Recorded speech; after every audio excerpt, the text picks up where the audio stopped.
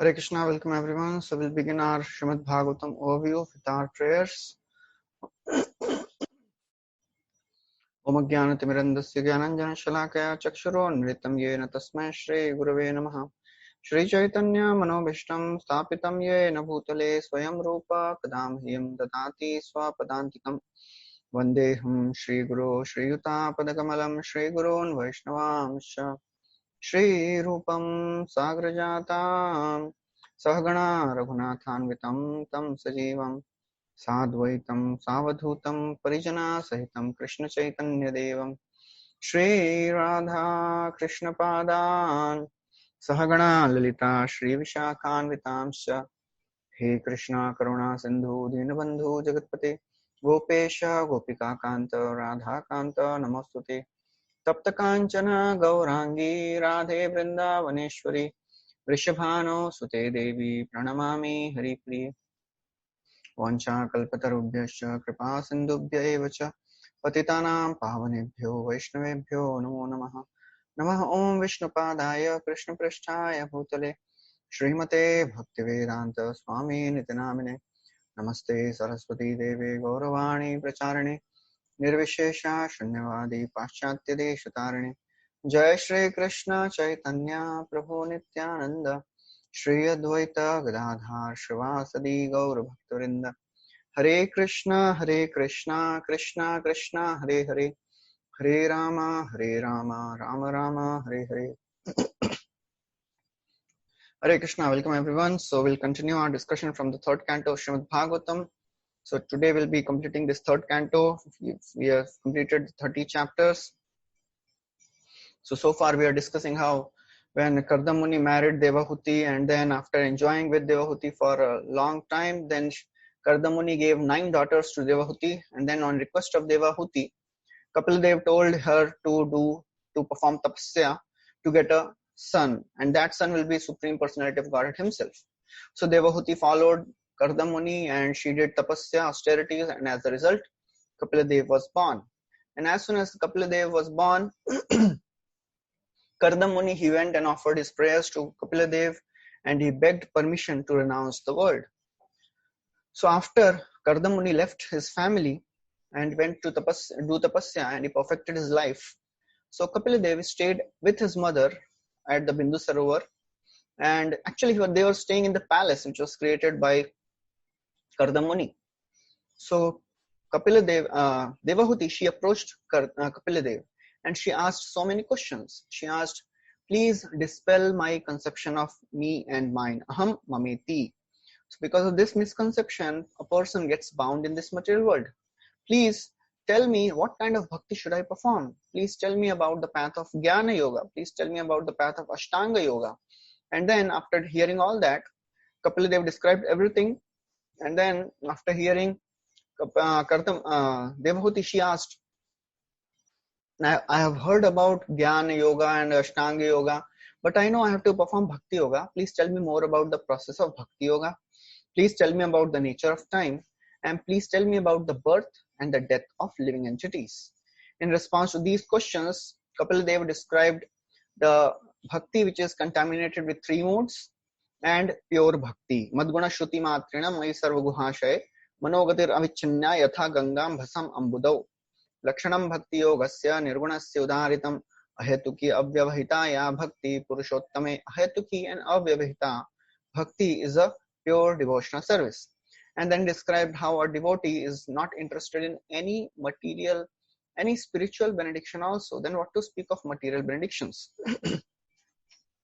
And then he described about the nature of the time. And then we discussed Kapiladeva describing the adverse fruitive activities, how a materialist who is entangled in his family, how he engages his whole life in taking care of the family members, but still he is not happy. He's troubled a lot. At the old age, he is so very suffering because he could not maintain his family. Family members do not want him, and in this situation, he dies. And we saw the post-mortem journey of the soul, how he is taken to hell through a very, very fierce path. He's beaten, he's hungry and thirsty. He travels 99,000 miles right up to the Narakaloka. there he is given punishment, and as a punishment he suffers a lot because he gets a yatana sharir. So that is how the last chapter ended. So in this 31st chapter, Kapiladev, he describes the movements of the living entities. So after describing that how a living entity who is materially entangled, whose whole life is focused on family and children and taking care of the things related to the family and children. So when he is taken to hell and he gets punished. After that, after going through all the other species of life, ultimately he again comes to the human form of life. So this chapter, Kapil Dev will describe the birth of the birth of a child, how the child suffers in the womb of the mother, and how when he takes birth as an infant, how he suffers, as a young person, how he suffers, as an adult, how he suffers. So all these things will be described by Kapila Dev in this chapter. So therefore, the chapter is entitled as the movements of the living entities. So Kapil Dev begins this chapter by this verse, very famous verse. Karmana deva netrena jantu deho papattaye striya pravishta udaram pumsaha retah kanashrayah. Karmana deva netrena. So living entity, he gets the result of his actions, of his work, based on two principles, according to the karma and under the supervision of the Supreme Lord. According to the result of the work he performs under the supervision of the Supreme Lord, Devanitra, Jantu means the living entity, Deha Upapattaye. Deha Utpattaye means he gets a soul, he gets a body. Jantu Deha Upapattaye. And then Striya Pravishta Udaram. And then he assumes a particular type of body. Striya Pravishta Udaram Pumsaha Retaha Kana Ashrayaha. He is made to enter into the womb of a mother, of a woman, through the particle of a male semen. So therefore, Kapila Dev in this chapter will describe how a living entity, when he again returns to the human form after suffering in the hell, so according to the previous karmas, he gets a particular type of body. And Prabhupada writes how that in the last chapter, sufferings of the living entities, they were described in great detail, even up to the extent of the suffering in the hell. So now the same topic is getting continued here.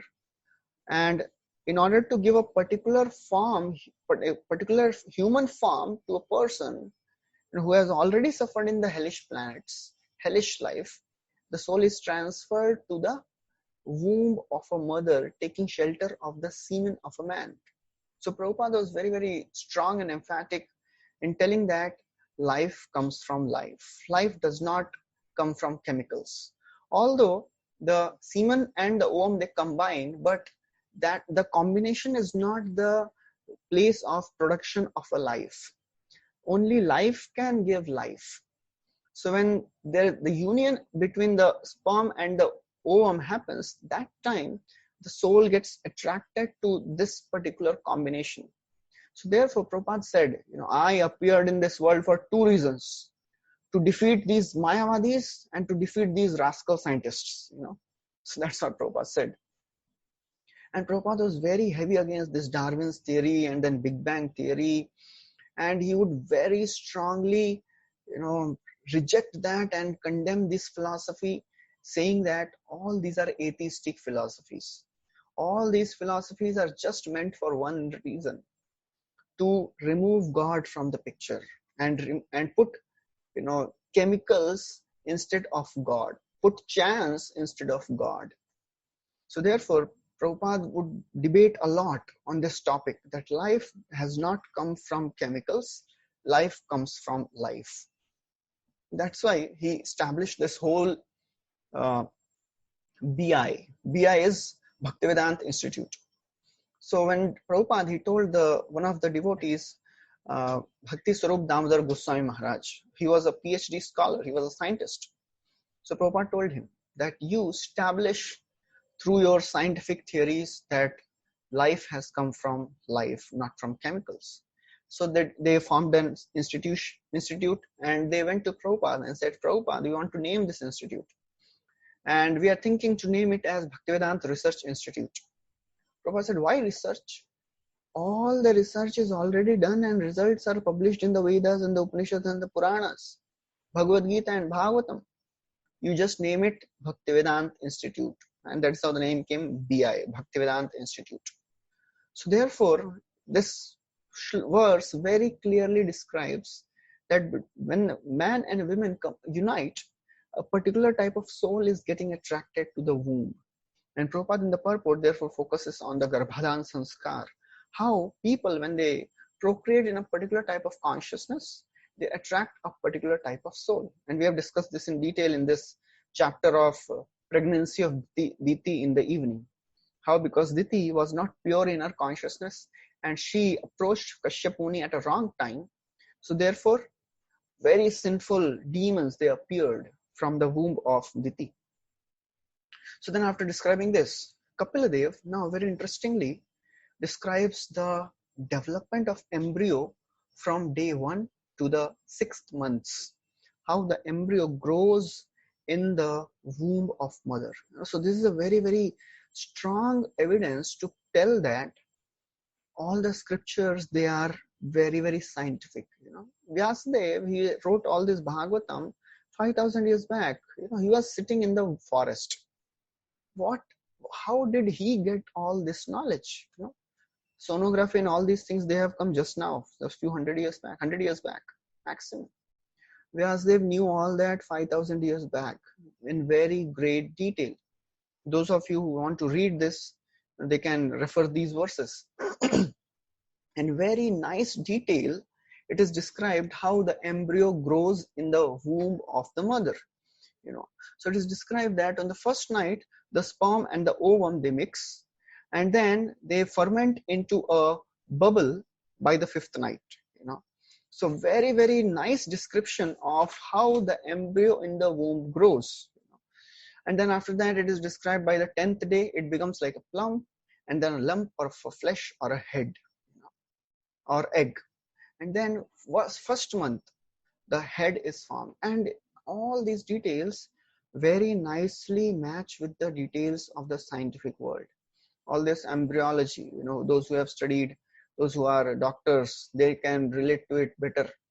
They have studied all this embryology, and the students, they study right in the first year of their medical studies about this embryology. So they can really appreciate this, how the details which are given by Kapiladev, they exactly match the details which are given by the scientists. That at the end of the first month, the head is formed. And then at the second month of the second month end, then the hands and the feet and the other limbs, they develop. And then slowly, all the other parts and the external genitals, they also develop by the 3rd month. And therefore, by the 3rd month, the fetus can be determined to be a male or a female. It is a very, very clearly refined science which is given here by Kapiladev. And then by the end of the 4th month, the 7 essential ingredients, they develop, 7 dhatus: the chyle, the blood, flesh, fat, bone, marrow, and the semen. They start developing. And then Kapiladev says, at the end of the 5th month, the embryo starts feeling thirst and hunger. Actually, the modern science cannot understand this. But the scriptures, they say that actually because scientists, they have found that, sometimes the embryo, they also swallow the amniotic fluid. So the scriptures, they say, because this shows that the embryo is hungry and thirsty. That's why sometimes swallows the own amniotic fluid. And then after that, by the end of the 6th month, the child starts moving. The fetal movements are seen in the womb by the end of the 6th month. And then 7th month onwards, again, this cannot be described by the scientists. So Bhagavatam describes the consciousness of a child develops very prominently by the 7th month of gestation. So this is a very, very, very viable and prominent evidence, because when the 7th month child takes birth prematurely, at least he can survive. because the consciousness develops by that time. So therefore, this is the whole description of till 7th month, how the child develops. And then after that, Kapil Dev describes that as the child is in the womb, he suffers a lot. There's a lot of suffering the living entity in the womb undergoes, because the child is connected to the mother through this umbilical cord. So the food and the drink which is taken by the mother, it also nourishes the child. So, and then Bhagavatam says that sometimes, because this womb is also infested with so many small microbes and worms, these worms, they bite the tender body of the child, and the child bears an unbearable pain. Because of the pain, the child becomes unconscious moment after moment. Sometimes the mothers, they eat all the pungent and spicy and bitter food. The child, because everything what his mother is eating, it all goes to the child also, and child suffers a lot. It is intolerable for the child. That's why Prabhupada writes, in the pregnancy, the mothers are advised not to eat anything spicy or pungent, because it will affect the child's growth also. And Prabhupada writes that actually the child, because till the 7th month his consciousness is not so much developed, that's why the child can tolerate all this pain. Otherwise, if the consciousness of the child is developed, he would die. And then he says, actually, this is a benediction of Maya. That's why, although the child is in such painful condition, he does not die, because his consciousness is not so much developed. And then after that, he says, Kapila Dev says that because the child is unable to move, because of the covering of the amnions and the intestines, and the child is lying on the one side of the abdomen, and his head and the back and belly, they are all curved like a bow. Prabhupada writes, if a grown man is put in this situation, he will not survive even for a moment, for a few seconds. But because child is not having properly developed consciousness, he can survive in this situation. So therefore, now till now onwards, it is the description. Now Kapila Dev describes a very important thing. He says that the child, although he is not free to move, if he is fortunate, and Chakravarti Thakur writes, fortunate means what? If somebody has done bhakti in his past life, and that child, when he gets into the womb of a mother, then what happens? He remembers his actions in the past 100 births, and he becomes so very sad. Child can remember everything, because he is a devotee. So therefore, he remembers all his 100 births, and he remembers all the pain he has undergone in so many lifetimes. So then in this situation, how can somebody be peaceful? So if somebody hears all these things from the scriptures, one should try not to enter the womb of mother again. Because human life is a very, very rare opportunity to attain the perfection. And if we attain perfection of life, we don't have to again enter the womb of another mother. As scriptures 11th canto describes, Nirdeham Adyam Sulabham Sudurlabham Plavam Sukalpam Guru Karnadharam Mayanukulena Nabhasvate Ritam Puman Bhavabdim Nataret Sa Atmaha. This body, human body, is a very suitably made boat. Plavam Sukalpam. Sukalpam means very perfectly made boat. Although it is so very rare, but we have attained it very easily. In this boat, there is a captain who is the spiritual master. With the help of spiritual master, we can cross this ocean of material existence. Therefore, we have to understand this human form is very, very rare. There are 7 levels of rarity. First of all, this human form is very rare. We have attained this form after many, many lifetimes, maybe. After coming to human form of life, coming to the process of spiritual life, it is so very difficult, so very rare. Very few people take to spiritual life. Most of the public, most of the people, they're absorbed in sense gratification. For them, their goal is enjoy life. beg, borrow, or steal, but enjoy life. Live life king size, as they say. Even after coming to spiritual life, very few get to understand actual process of spirituality. Many get cheated by pseudo gurus. There are very rare people who can actually understand what is spiritual, what is material. For most of the people, any experience which is different from the ordinary experience is spiritual experience. They cannot differentiate, is this material or spiritual? For them, all these mystics, these and all that, they are spiritual, but there is nothing spiritual in that. It is all material. After coming to spiritual life, getting to know who is Krishna, who is God, still more rare. Very few come to know that Krishna is the Supreme Personality of Godhead. And by mercy of Prabhupada, we have got all this very easily, without doing anything, just by attending few of the classes in our society. Anybody within few classes, he knows all the philosophy, and if he is told to give a class, he can give class for half an hour also. He knows all the philosophy. One time, few Mayavadis and big gurus, they came to meet Prabhupada, and they were talking to Prabhupada. Prabhupada said, so according to you, who is God? He said, Swamiji, it is very difficult to tell who is God. For that, you have to study all the scriptures and the Vedas, and then you can find out. There was a small boy who was playing. Prabhupada called him and asked, so, who is God?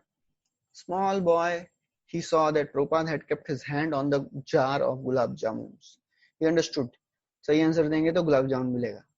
And he said, Krishna is the Supreme Personality of Godhead. And Prabhupada said, very good. He gave the gulab jamun and child ran away. Prabhupada said, just see. In our society, even a child knows. So that is still more rare.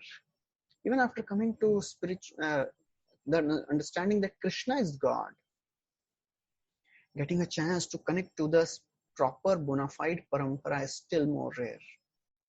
There are so many people who know Krishna is God, but they don't get connected to a parampara, bona fide parampara. Even after getting connected to a parampara, to get connected to a parampara which is giving the highest prema bhakti, prema rasa niryasa karite aswadan ragamarga bhakti loke karite pracharan. So that is the mercy of Chaitanya Mahaprabhu. He came to give this prema bhakti. Krishna tattva, bhakti tattva, rasa tattva, pranta, sab shikhaila Prabhu Bhagavat Siddhanta.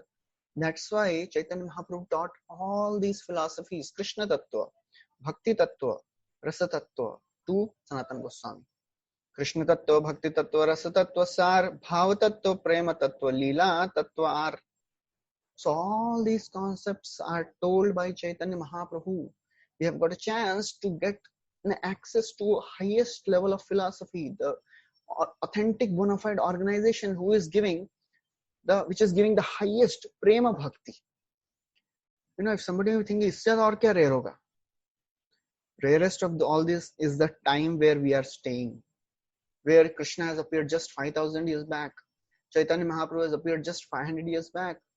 And Krishna appears once in a day of Brahma. In 1,000 cycles of yugas, in one day of Brahma, Krishna himself appears only once.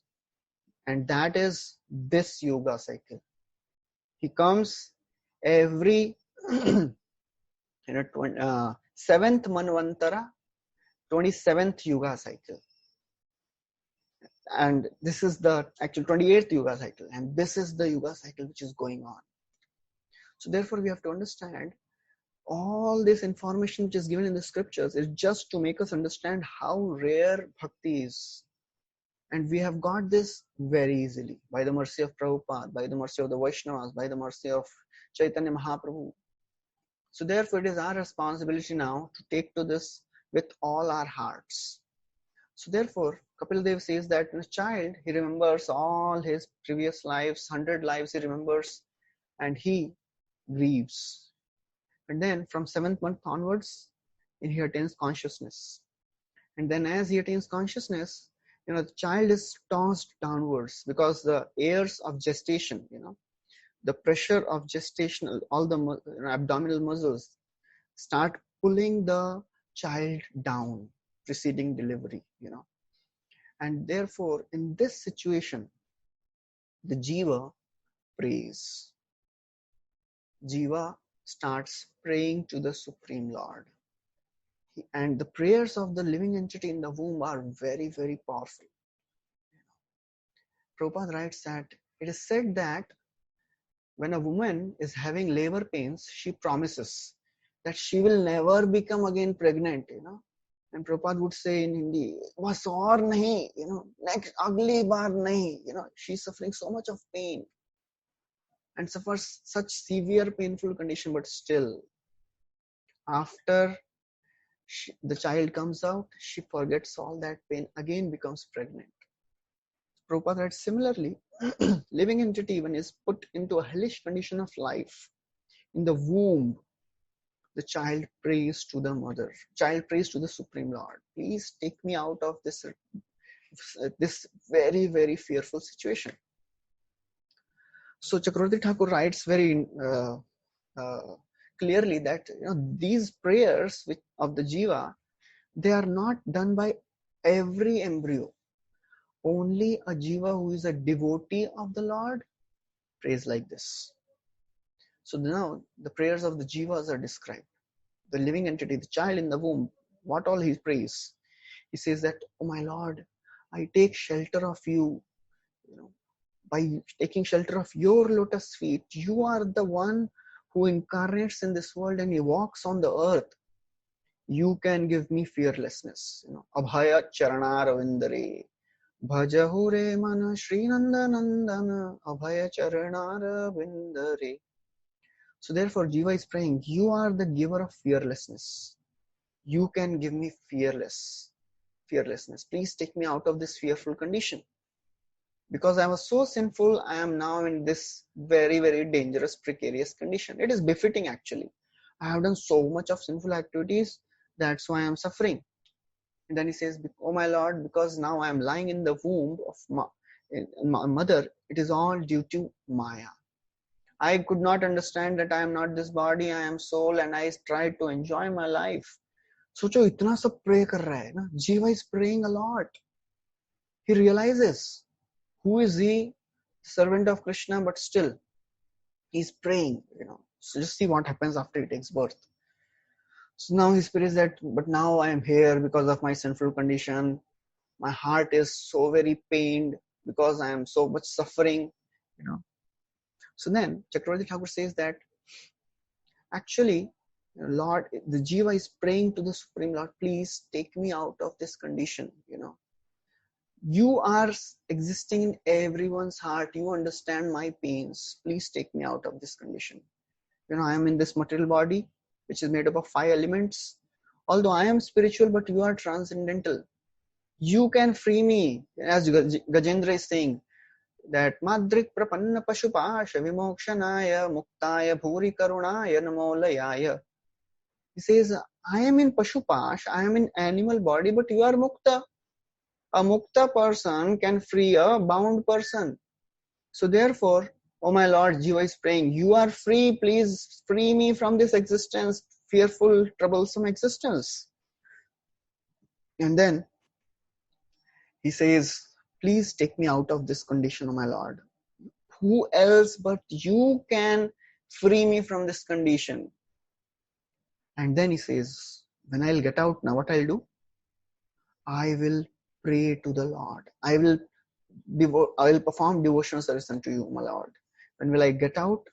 I will perform only devotional service. I'll serve you unflinchingly with pure intentions. So therefore, then he says, by your causeless mercy, now I have understood all this. I have understood, I have been awakened, to this consciousness that I am not this body. I am soul. And then in this way, Jiva is counting months. He's counting months. When will I get out? 7th ho gaya, 8th ho gaya, 9 ho gaya, 10th month is gone. That's how Jiva is praying. He says, although I am 10 months old, and I cannot repay this mercy, I can only pray with folded hands. please protect me, please take me out of this condition. And then after offering all these prayers, the jiva is ultimately born.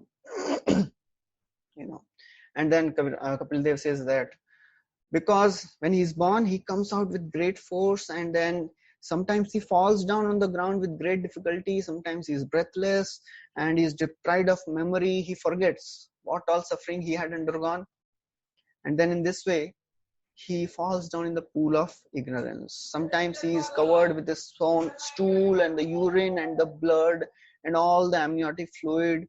So child, although he is born, in the womb he was suffering, although he is born, still he suffers. And then Kapil Dev says that the newborn child, very delicate. Sometimes he's put on the bed which is not clean. He's bitten by all the mosquitoes and the bugs and the flies and the insects.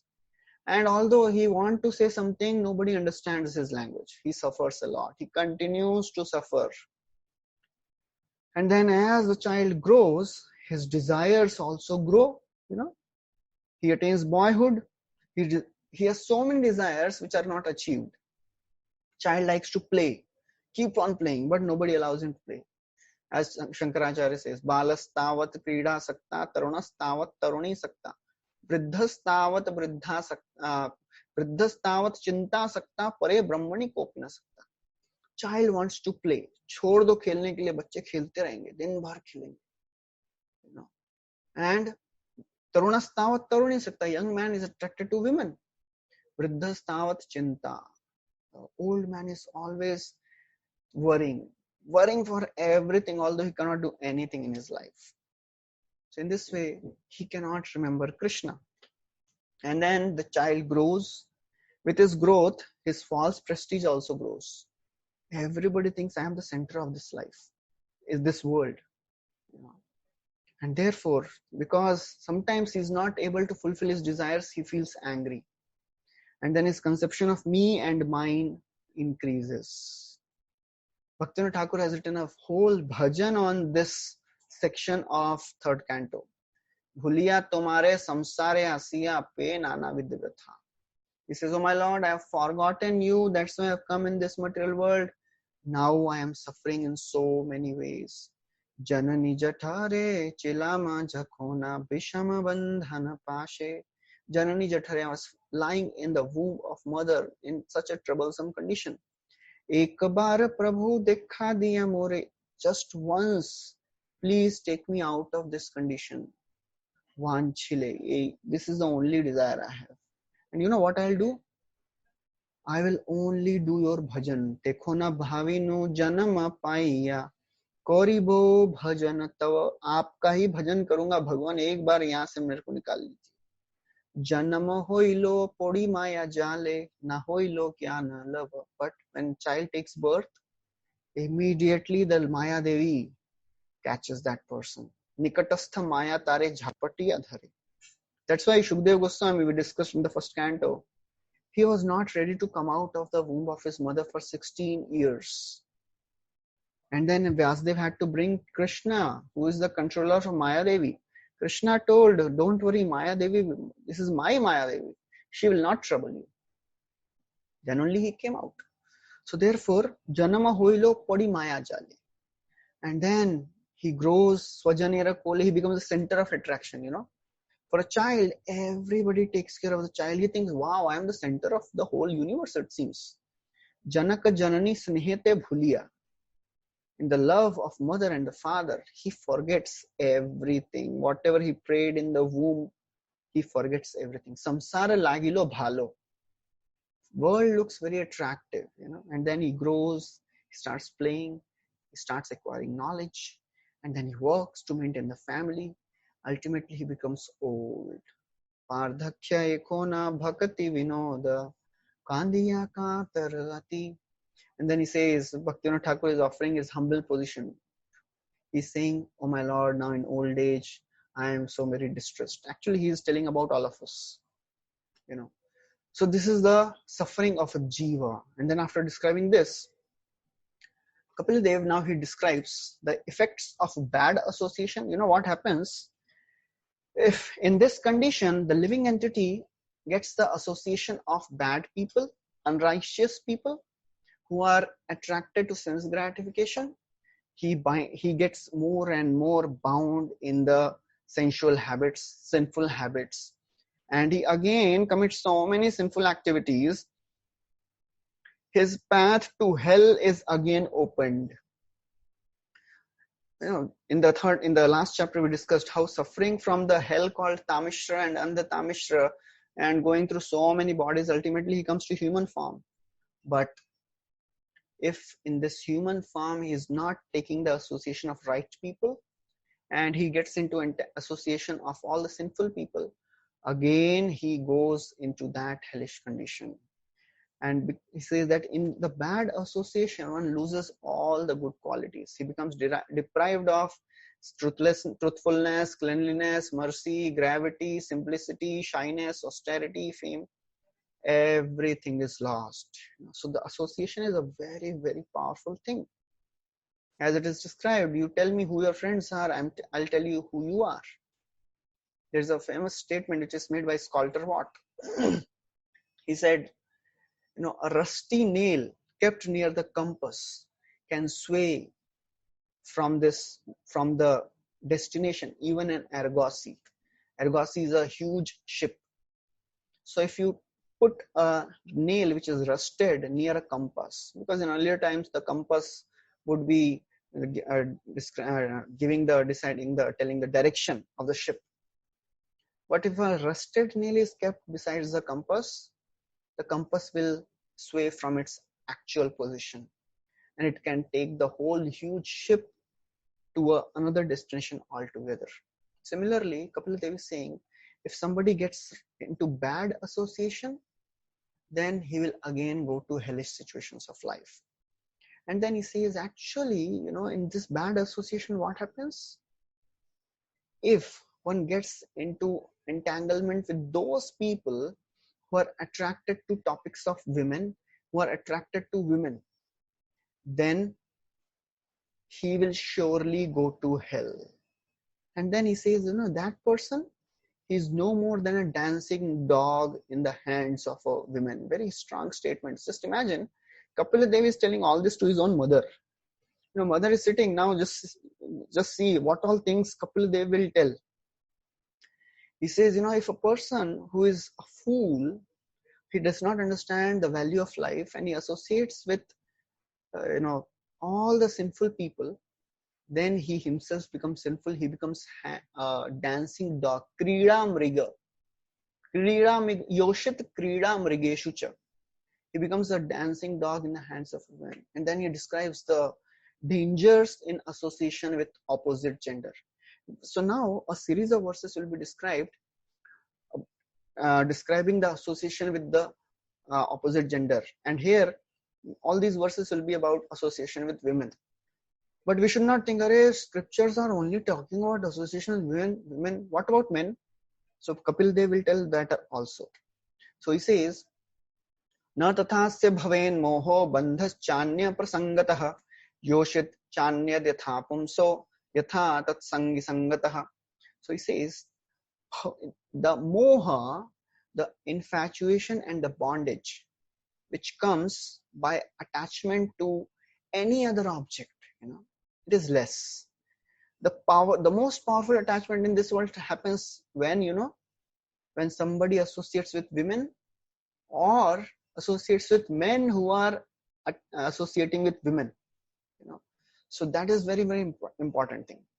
Association with women is dangerous, but association with people, men who are womanizers, they are much more dangerous, because when you associate with womanizers, they will tell all the good parts only. And the imagination will grow very wild.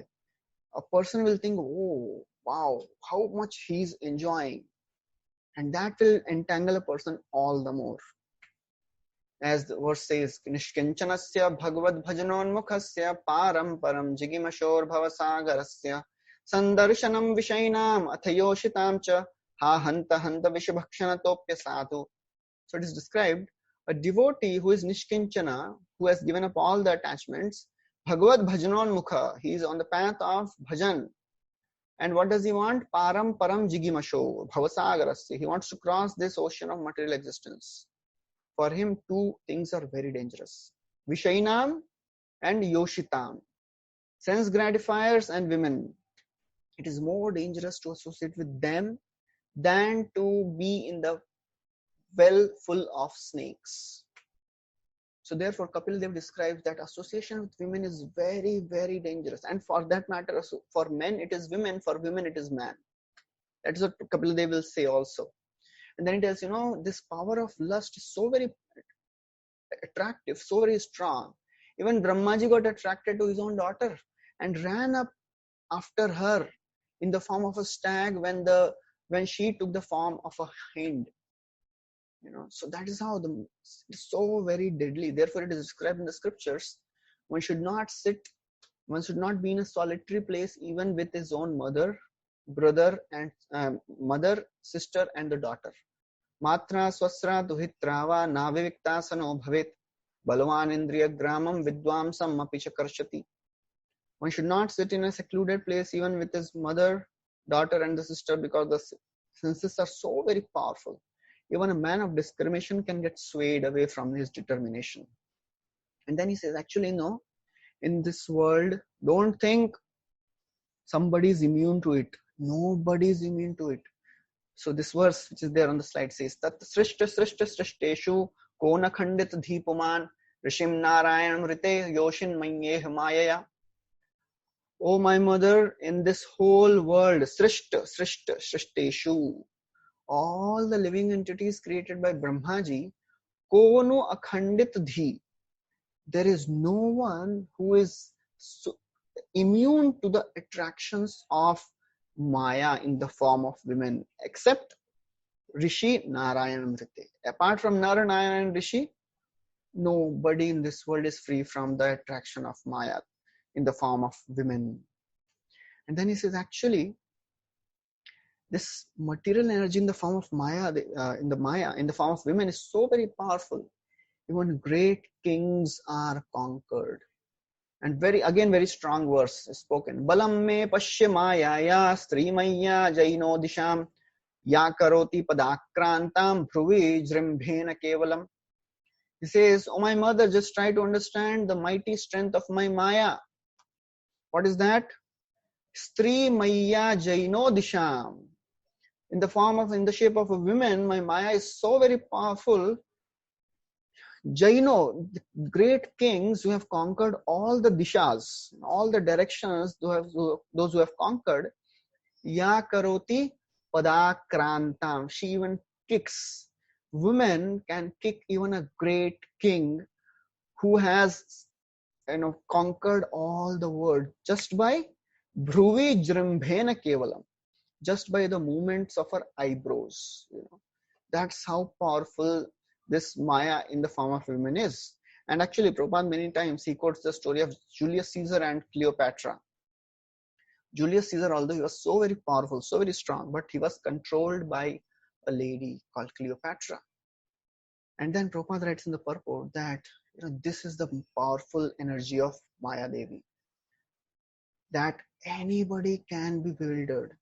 But if somebody takes shelter of Krishna by chanting the names of Lord, he can be immune to this. And he describes the story of Haridas Thakur when he was tested by prostitute and Maya Devi. Maya Devi herself came, and every day she would come and she would say, More angikar karo hoya sade, dine doya karo ei sadhu sabha hoy, please accept me. Maya Devi personified. A woman is sufficient. Just imagine the personification of all the attractive potency. Maya Devi is herself coming. And she's saying, please accept me. It is the nature of the sadhus to accept those who have surrendered to them. And then she's showing all her bodily beauties. But Nirvikar Haridas Gambhir Ashay Tahare Bolila Kichu Hoya Sade. Haridas Thakur was Nirvikar. He was not at least affected. Prabhupada was once in a beginning days in America, and he was in a taxi. The taxi driver, he asked, so you are an Indian Swami, huh? He said, yes. Prabhupada said, yes. So what kind of miracles do you show? Can you create some ash? Can you fly? Can you lie on the bed of nails? Prabhupada said, I can do something better than that. So he said, what? Prabhupada said, I can be in a room full of naked, beautiful women, but still I'll not be disturbed. He said, wow, that is something amazing. So that is the power of a devotee. Haridas, he was nirvikar. And then he said, I have taken a vow of chanting 3 lakh names. Please, ek bar khatam ho jayega, I'll fulfill all your desires. Just wait and hear my chanting. So in this way, Maya Devi would come every day.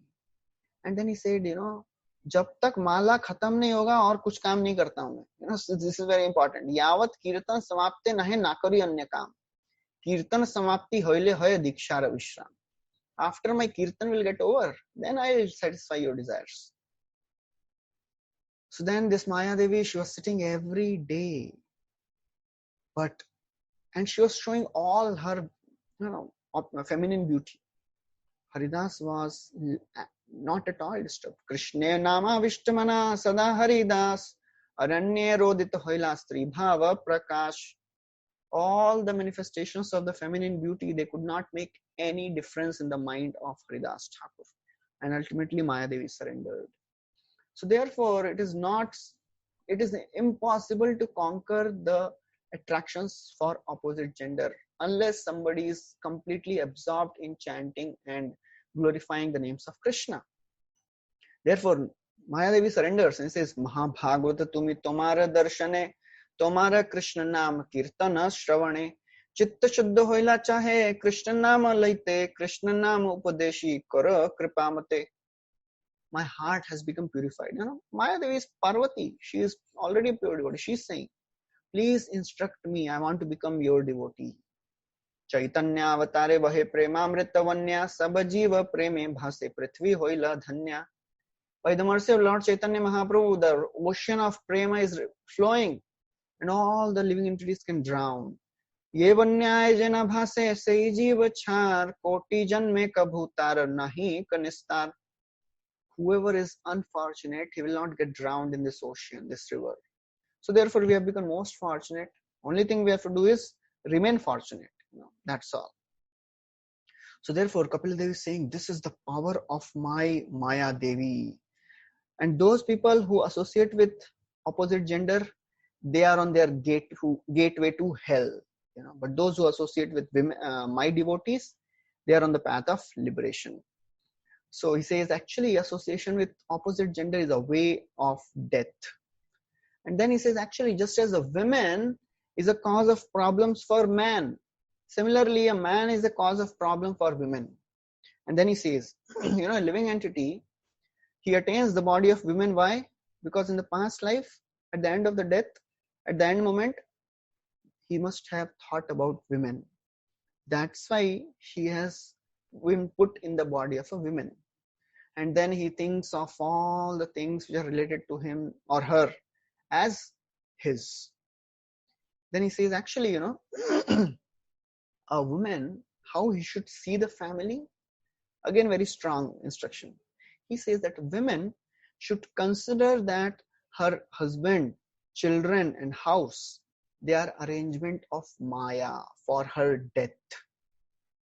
Just like a sweet singing of a hunter is death for the deer. Similarly, all the household paraphernalia, husband, children, they will, if somebody is too much engrossed in the consciousness that this is me and mine, again, for sure, he'll be drowned in this material existence again. Tavad ragadayastena tavat kar griham griham tavan mohongri nigro yavan krishnan tejana. It is described. If somebody is not a Krishna conscious person, for him, his household life is like a prison. The attachments to wife, children, they are like the shackles. Yavan Krishna Natejana, if somebody is not a devotee. So therefore, after describing all these things, Kapila Dev says, therefore in this way, a living entity keeps on transmigrating in various species of life according to his karma. And then he describes what is birth and what is death. And he says those people who are engrossed in the sense gratification, they take birth again and again. But those who follow the real nature of serving Krishna, they become free from this material existence.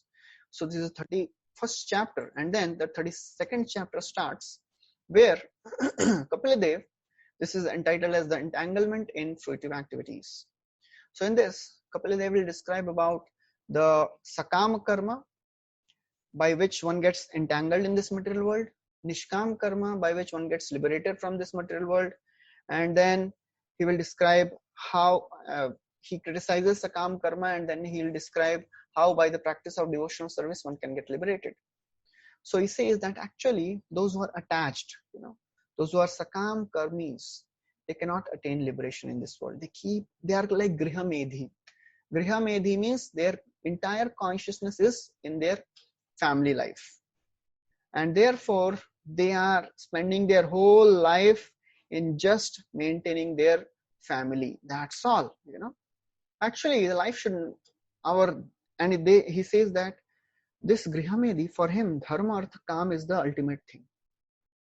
Actually dharma should lead to vairagya should lead to devotional service. Nehayat karma dharmaya na viragaya kalpate na tirthapada sevaya jivan napi mritopi sa.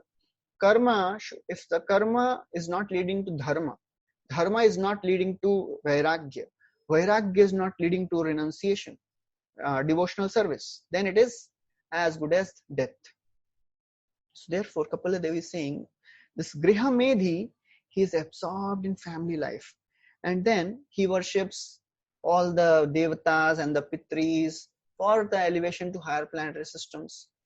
But as a result, he sometimes goes to moon planet also, and he enjoys there all the somrasa and sense gratification. Bhagavad Gita describes Traividyamama Soma Paputa Papa. They go to heavenly planets, they enjoy there, but Shine Punya Marte Lokam Vishanti, and again they come back in this world. So that is all he describes. And then he says, but actually those who are detached workers, those who are working for Supreme Lord, they actually attain the Lord.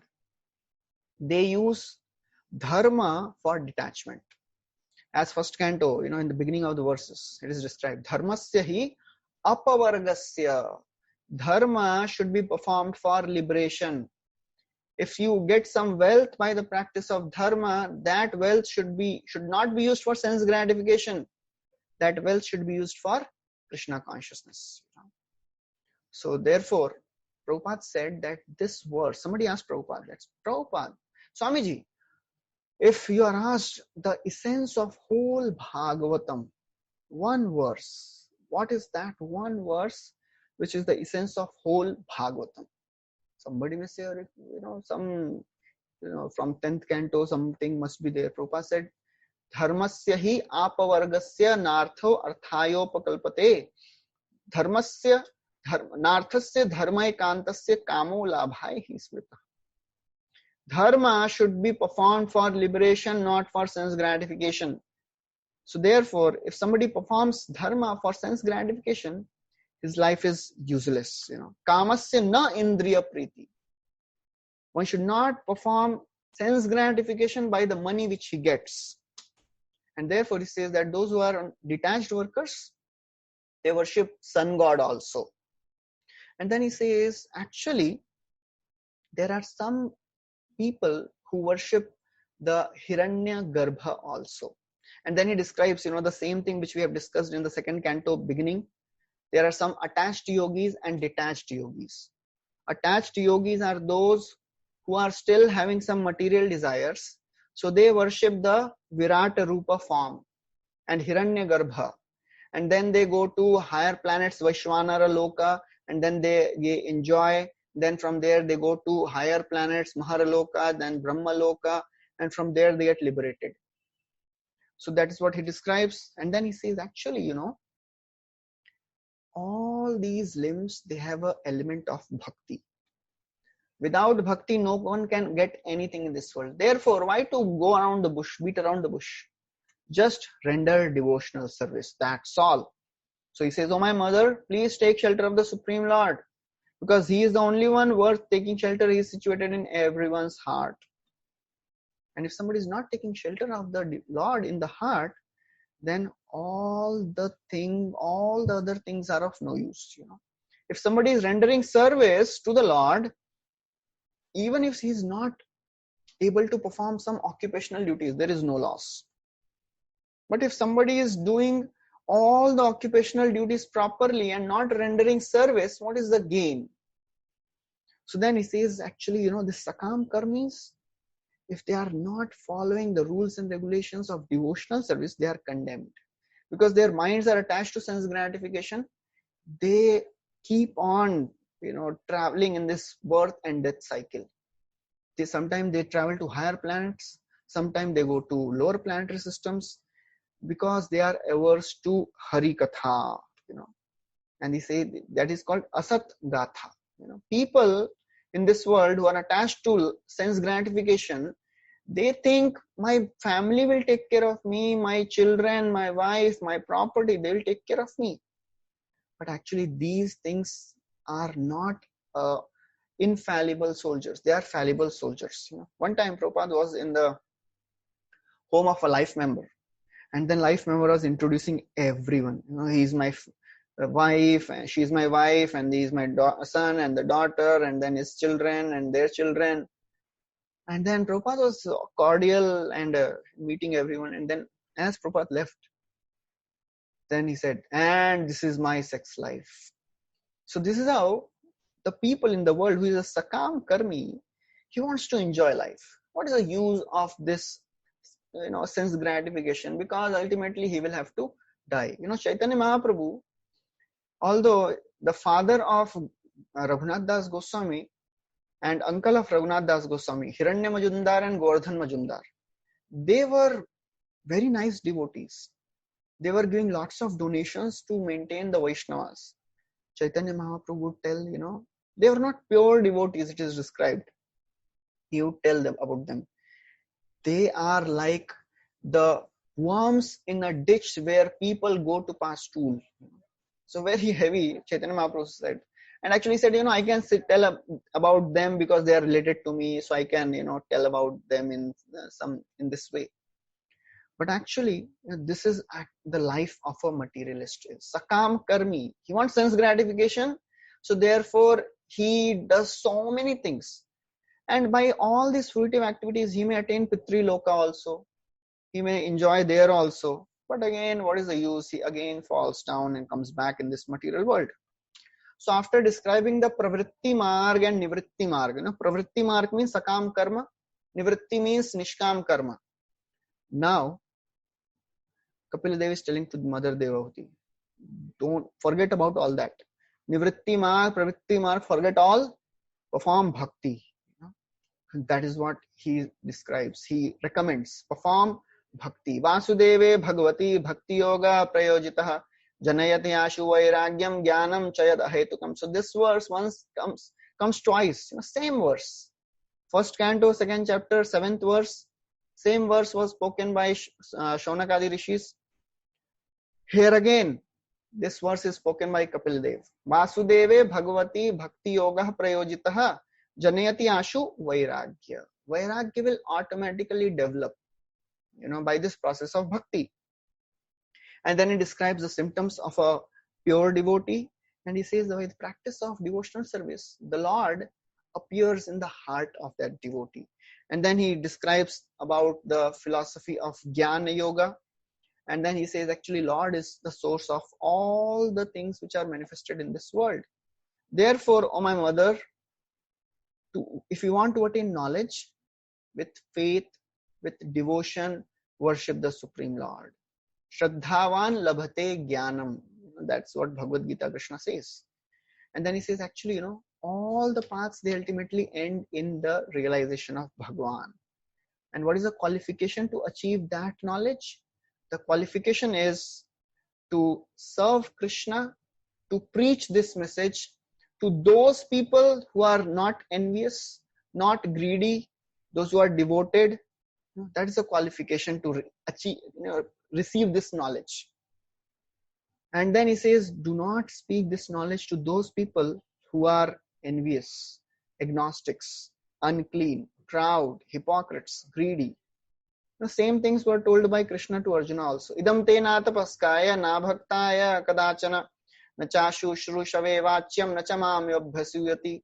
So Krishna also told Arjuna, oh Arjuna, please tell this knowledge to those people who are faithful, and don't tell to those who are not having faith. Don't tell to those people who have not done sufficient austerity. So this is the end of the 32nd chapter. And then the last chapter describes the prayers of Devahuti. So now Kapil Dev has ended his instructions, and now Devahuti offers her prayers. She says that, oh my Lord, you are the supreme Lord of all the universes. From you everything has come, and by your inconceivable mercy you have appeared in my womb. I am really astonished. I am really surprised how you can appear in my womb. I am such an insignificant woman of this world. You know what? And then she says, you appear in this world to diminish all the sinful activities, to establish the principles of religion, to liberate this knowledge of devotion and disseminate this knowledge of devotion. And then she says this very beautiful verse, the glorification of the holy names. Yannamadeya shravananu kirtanad yat prahanadya shravanada pikkvachit swadopi sadya savanaya kalpate kutah punaste bhagavannu darshanat. So she says that, that, oh my Lord, your names are so very powerful. Just by namadheya, just by remembering your names, chanting your names, hearing your names, and even, remembering unconsciously. Swadopi sadhya, even a chandal. Swada means one who eats dog. Even if he chants the names of you, O my Lord, then he gets savanaya kalpate, he becomes liberated. Kutah punaste bhagavanu darshanat. What to speak of the devotees of the Lord who are chanting with all faith and determination. And then she says that actually, oh my Lord, anybody who chants your names, even if he is born in a family of dog eaters, he becomes a pure devotee. Very famous verse again she speaks. Aho vatsapachoto gariyan yajjihvagre vartate namatubhyam te pustapaste juhu sashnurarya brahma anuchurnam grinanti ete. Aho vatsapachoto. Pacha means cooks. Shwa means dog. Even if somebody is born in the family of dog eaters, yat jihva agre, if he is chanting the names of Krishna, vartate naam tubhyam, yadi aapka naam uske jihva pe rehta hai, tepu tapah, you should know that he has performed all the austerities, all the charities, all the nice things which are recommended in the scriptures in the past life. That's why he is getting a chance to chant the names. So we have to understand the opportunity to chant the names of the Lord is the rarest of the rare opportunities which we have got by the mercy of Prabhupada. So we should not be proud about it. We should be grateful about it. A devotee is grateful. Tam sukharadhyam rijubhir ananya sharanairnibhir kritagya kona seveta duraradhyam asadubhi. Only a kritagya can become a devotee. And person who is kritagya, he can never stop serving Krishna because he knows I did not deserve all this.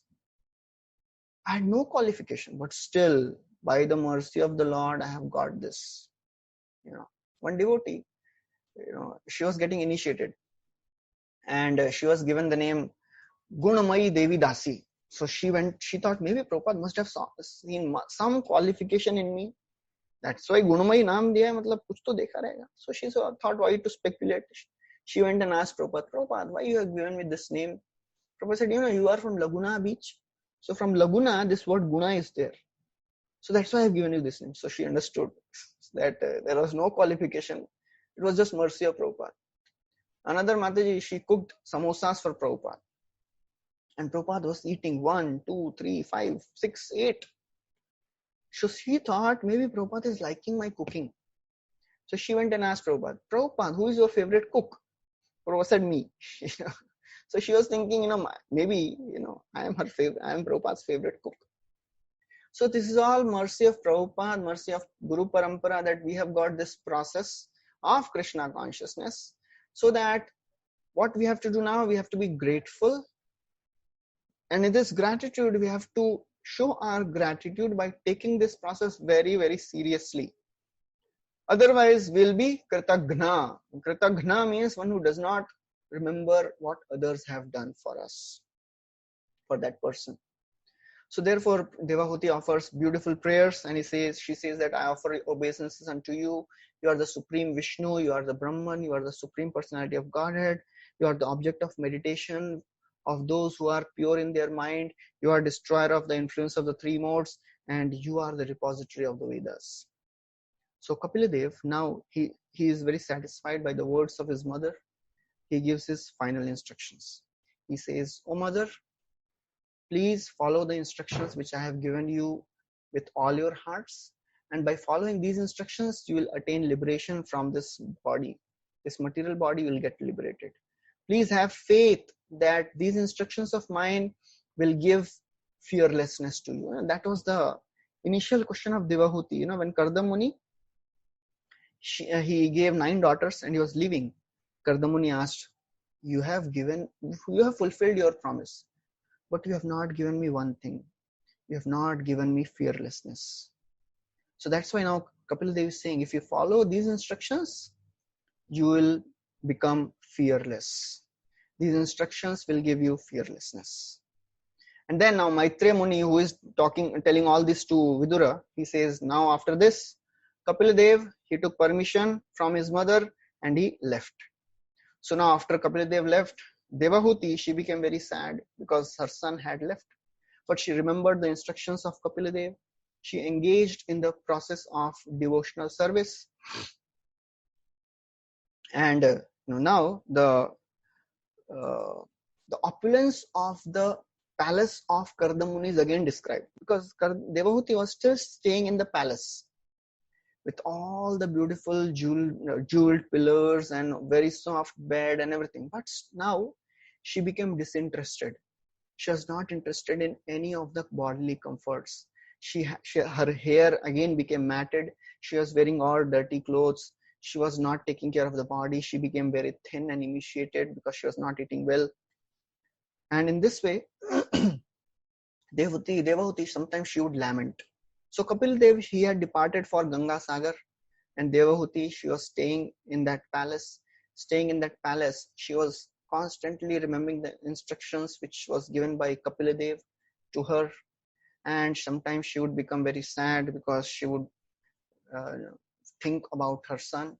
In this way, she became completely detached from all the family attachments, and she started practicing this bhakti yoga, and she developed such a strong renunciation.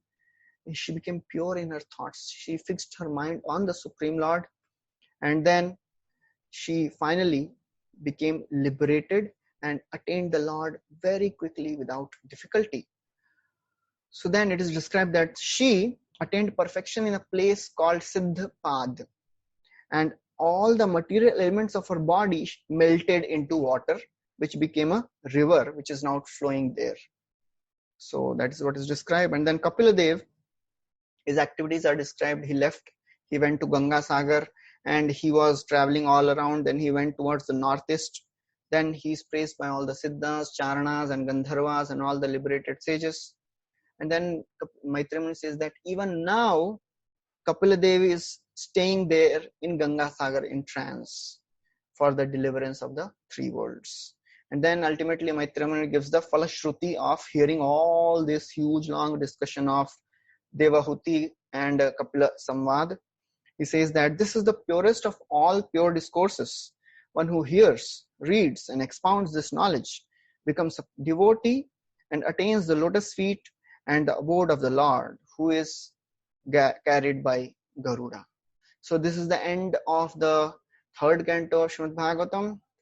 So we have successfully completed 3 cantos. Thank you very much. Hare Krishna, Srila Prabhupada ki jai, Granthra Srimad Bhagavatam ki jai. If anybody has any questions, they can ask.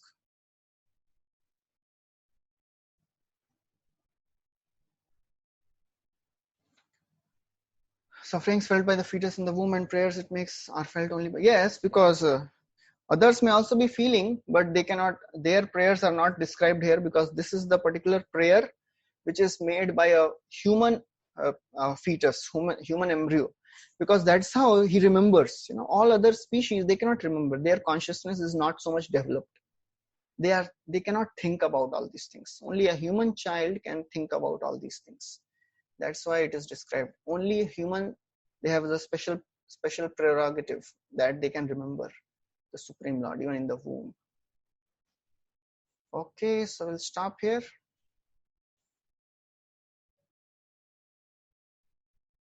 So we'll continue our start fourth canto from Monday. So Saturday, Sunday will not be having class.